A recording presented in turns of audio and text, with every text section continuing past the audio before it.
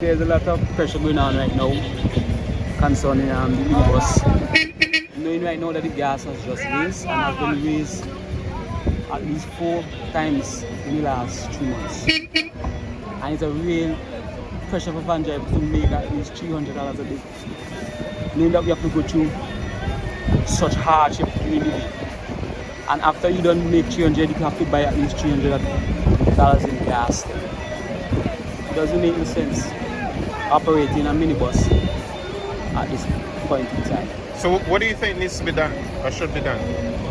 Well, the government should at least give us some kind of subsidy to help out the van drivers and pay us the money that he promised us since last when COVID started. When the COVID, he had said he would give us a relief and he has not kept his word. And I think that is very dishonest of the government. That's how I feel. I think it's terrible because the diesel and the gas out there killing me. When you don't put in diesel and gas, you have no money left back. Well, I think the government should try to give us a subsidy, do something about, I don't know. It's not easy, you know. It crumbling the minibus situation. Okay, so explain to me what is the situation now compared to, let's say, 3 months ago or in January? How have things changed? It changed rapidly. Well, you was paying about 145, 150, 130, sometimes 125. Now you're paying $200, $205, you know. And I understand that the price of parts, replacement parts and that kind of stuff has increased significantly. My God, they're gone up tremendously. Everything. Yeah. So it's hard in the minibus. But the public is not very receptive to increased fares. No, it seems like the people don't really want to pay no difference. You know, so I don't know. So you think the government should step in with a subsidy instead? Yeah, I think if the government step in with a subsidy, then it will be better for the people. You know? It will be better for the people and better for the minibus owners.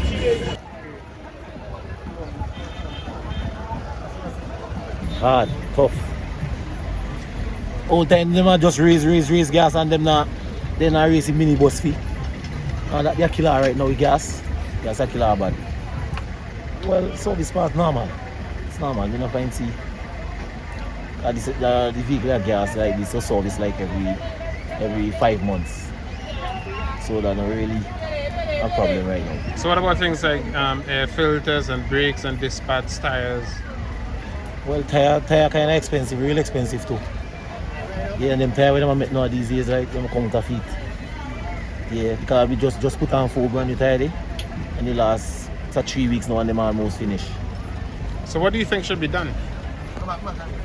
You said bus fares, but it doesn't seem as if people want the bus fares to increase at all.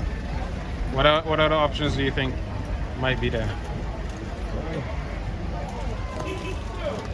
Options. Just put on something more, a little more pant of the bus fare. So you go agree with that. And how much do people currently pay to go to South Rivers? $5. How much do you think would be a reasonable fare? $6, $1. That's a lot, a little dollar more. But actually, the dance ain't paying for late, period. Because you see how the gas got high sky. Plus my van only carries 17 people in it. And most of them sometimes it's $5. The distance is one trip, they even know for about gas in the van, but then what you gonna do? I have nothing else to do.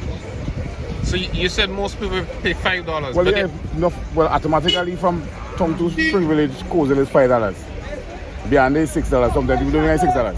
They get the same $5 reach on the road. What you gonna do? They don't reach down. But also on that route, you have these compact mini buses that charge. See, $10. I mean, the small, know them. Yeah, $10. Yeah, them charge $10 them they charge. How do you feel about that? And they're operating on the same route. Well, see, at the same time, we can't really tell people what to do. You understand? People do what they want really to do, but then really and truly the bus fare need to be jacked up because maintenance for the van is like $2,000 for 4 tires. And that's real money, that's no joke money. You take about 3 months to make that kind of money. You understand what I mean? It's real tight. It's real tight. But as I say, up to this morning I come. I even left town yet because of the situation the place too. So what time did you come to Kingston this morning? I reach up tongue about 8:30. And it's now 12:30, so I 4 know, hours. I know, no looking to go back down. And your van isn't full as yet. No. So it really steep. The bus will need to jack up. I say personally, from Kingston to Lee, I mean, as a minivan, it should be at least about $8 ahead. I really can't really say go to the 10 at the moment because you try to pack it as well. But some people are willing to pay 10 to the Well, yeah, well, taxis. they pay 10 to that, but they never say no. That's why most like you hardly see bus, the Leeward bus because it's like sometimes people come in a hurry to go down. You can't lift tongue with about 8 people in that. You can't lift tongue with 8 people in this. No time. If you're getting $10 ahead, probably you could have tried something like that.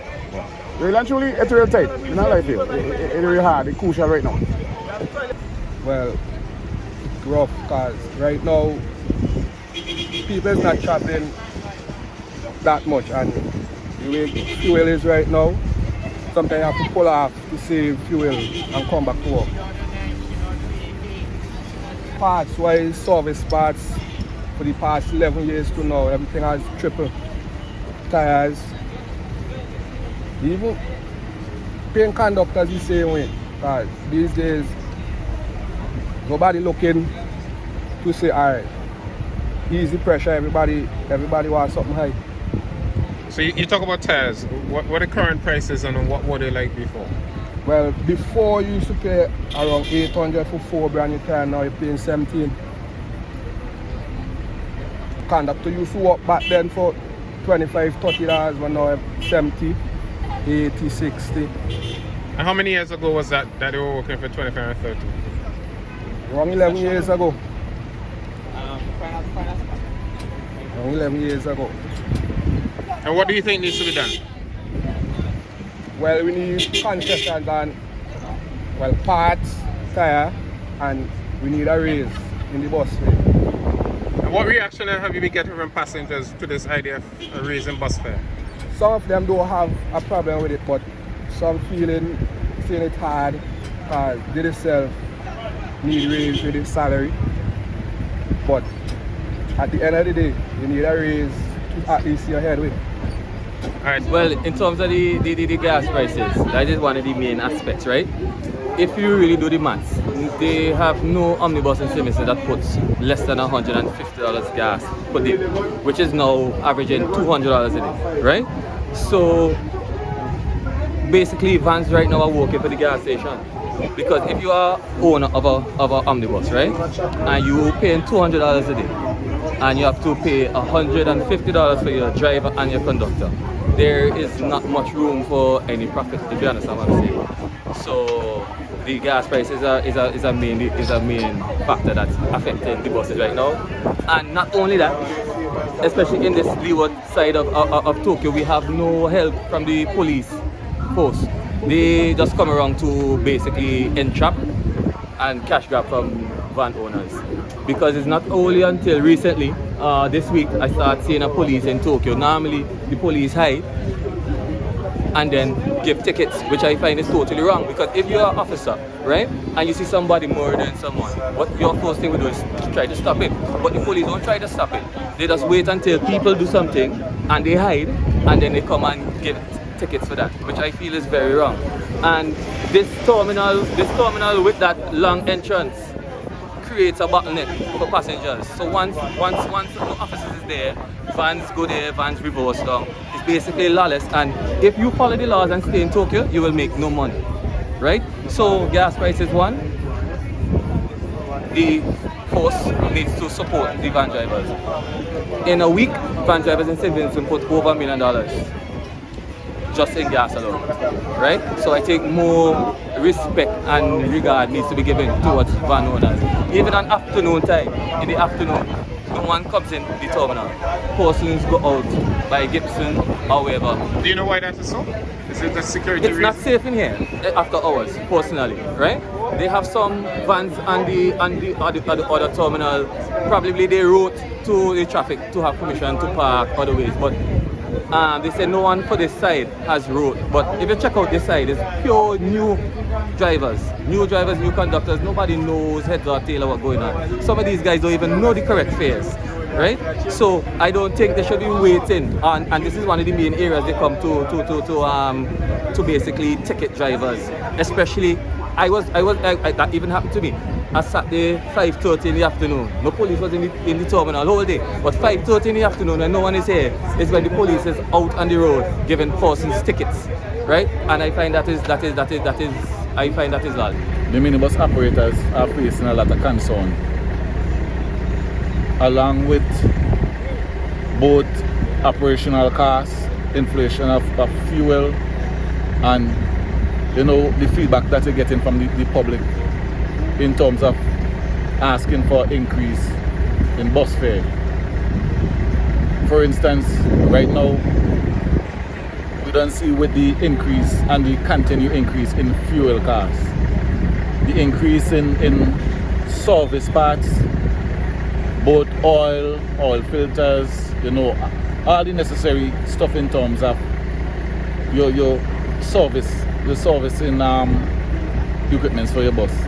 It is costing the minibus operators on a daily basis, at least almost half of what you're working for. Both fuel and your service parts and so on, your wear and tear during the day. You still include conductor pay for the day, driver pay for the day. Those who have driver and conductor employed, because not all drivers are owners of bus. So are you an owner? Yeah, I'm owner operator. So it does really be, when you have to pay a conductor $60 a day, you pay a driver like about $90 a day. Fuel, at the end of the day, most of the time now, when you might have been putting in maybe like $120 in fuel, now it costs in some of the minibus, because both diesel and gasoline. An average run for even one the short route, Camden Park, Sharps, Green Hill, Lager Height, a gasoline van burning something $200 and something a day. A diesel, you might be paying like about $160 to $180 in fuel. So it is really difficult and really hard. It's like you're back against the wall. And I would like the traveling public to understand what is going on with minibus operators and trying to keep your business alive. I mean, every other business, which is private sector business, which like supermarket stores, everybody are putting the increase and the consumers. You go by the supermarket, every day you go, you're meeting a different price. And all they're telling you is that they have to carry up the price because they have to meet the demands of the import duties and so on. One example I would like to share with the public. For instance, minibus, we are providing a public transportation service. Vinlec are providing a service to the public, which is energy. Would you all say that it is fair, right, from Vinlec to charge you an additional fare, which is a fuel surcharge, which they're charging you an extra charge to buy back the fuel to run their power station, and they're still giving you the charge for the energy that you burn? If minibus operators was to say that they need a fuel surcharge to buy back the fuel to operate our business at the end of the day, you will say that it is unfair because you're already paying us for the service that we're providing, and we still want an additional charge, which is a fuel surcharge to buy back the fuel to run our business.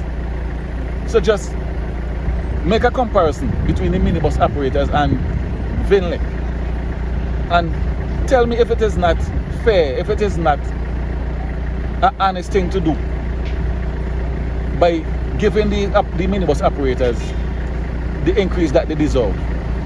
The gas price is really terrible, trust me. Because if we used to burn like $120 a day, they burn like $160, $170. So you don't have money cut back. At least $170 or $80. And what about service parts? Well, service parts even worse, and then the condition of the road, so you don't know. So what do you think should be done? Well, if we could get it Well, the gas price needs to go down for sure. Because that means when you need gas every day, gas price needs to go down. Because it used to be $100, we used to burn like 100 a day. Then it go up to like 120 by 130, it reached like 170 now. So that definitely need to go down. Prices on the parts need to go down too. As I say, tires, all these things. Because for maintain a van and pay insurance, license, you don't know exactly, you have to find at least 12, 14, 15,000 dollars every year. How much van can make that money? And another issue is with especially the North Leeward. In the same area here, sometimes it's full with taxis. The gazetted fare from the government to go to North Leeward is $6.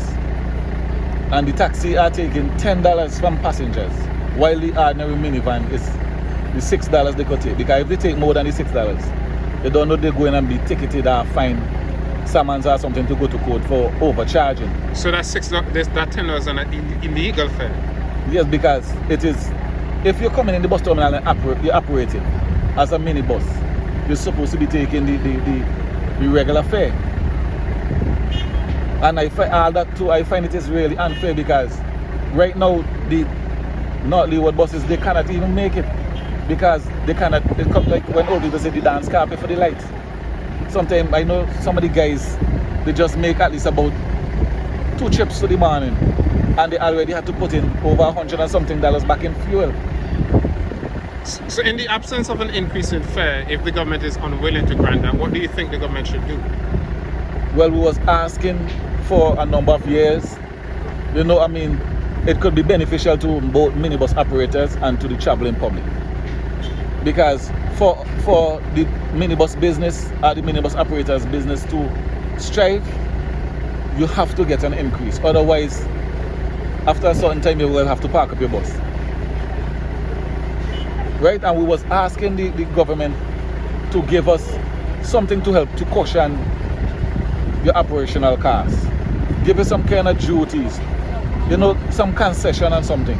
Because really and truly, minibus operators, everything is just on the owner of the bus. Your maintenance, in terms of all your parts and everything, to keep the bus going, that is your expense. And you was asking them, okay then, we cannot get you does not want to give us an increase. Well, do something so that it could cushion us in terms of maintaining the bus. And the traveling public could get to travel at a reasonable price. So it would both be easy on us and the traveling public. So is that like a subsidy? Like give us a subsidy. Fuel subsidy? Yeah, right. Give you some concession and tires, and that they could get like your service parts at a cheaper price, oil filters and so on. So then you could operate at a comfortable rate and the passengers could travel at a reasonable fare.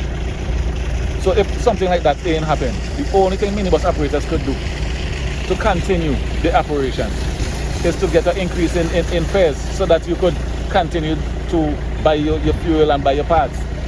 Other than that, I don't see how long minibus operators could continue like this. There's another situation where a driver complained that these taxis that run to North Leeward, they come into the bus terminal when they should not be here. Yeah, well, I didn't know they should not be here. It was started as a normal thing. It's just the other day I saw a police car run some taxis out of the terminal. So yes, that is an aspect. And what about the issue of maintenance cost? But if I don't tell you about gas, right, we have to change brakes nearly almost every 2 weeks. Tires are over $1,000 to buy a set of brand new tires. So if you check the amount of stuff and the daily and the amount of money we have to put into gas and to pay our drivers and conductors, the industry right now is not looking, it's very hard on the drivers right now. Very, very hard. What do you think should be done? Well, a group of drivers are trying to set up an association because there's not even an association. But you said there's Vincent. A minibus association. There's a taxi association. They don't have no minibus association. So basically they have nobody looking out for the rights. So they have a group of guys that are trying to put a association together. If you realize they had a document that was spreading the other day, that was initiative on their behalf to basically get the different areas to see the required or the proposed increase in bus fares, right? But instead of that staying with the van drivers, somebody put it out into the media, right? And that proposal has yet to be responded to. By the government? I think they were talking with somebody, the Ministry of Transport and Works. So basically, yes, the government. But yeah, basically.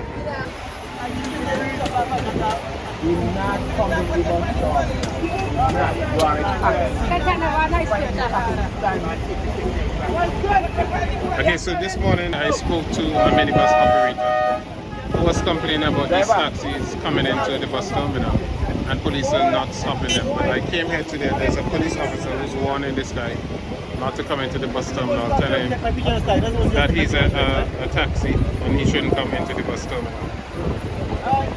Yes sir, all the best to you too.